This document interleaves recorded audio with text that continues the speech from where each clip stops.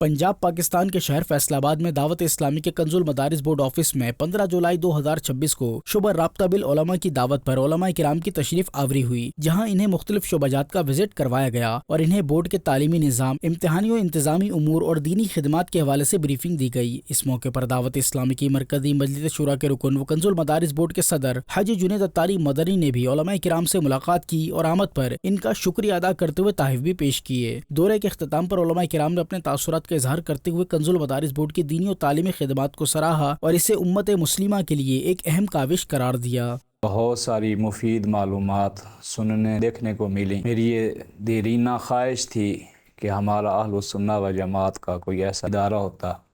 جو قدیم علوم کے ساتھ ساتھ طلباء کی جدید علوم کے حوالے سے رہنمائی کرتا۔ تو الحمدللہ کنز المدارس اس کے تمام شعبہ جات کا وزٹ کیا تو امید وافی ہے کہ اگر اسٹوڈنٹس محنت کریں گے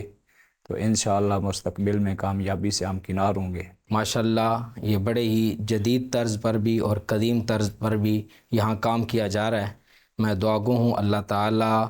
اس ادارہ کنز المدارس بورڈ اور دعوت اسلامی کو مزید برکات عطا فرمائے۔ یہ ہمارا ادارہ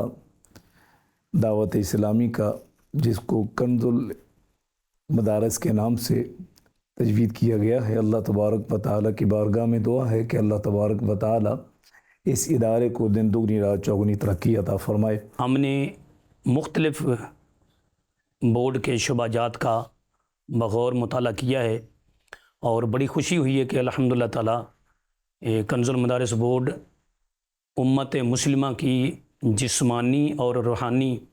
خیر خواہی میں بہت ماشاءاللہ تعالیٰ پیش ہے، اور خصوصاً یہ علم کے لحاظ سے جو ان کی خدمات ہیں، اللہ تبارک و تعالیٰ ان کو قبول و منظور فرمائے اور مزید اس میں عزتیں اور برکتیں عطا فرمائے۔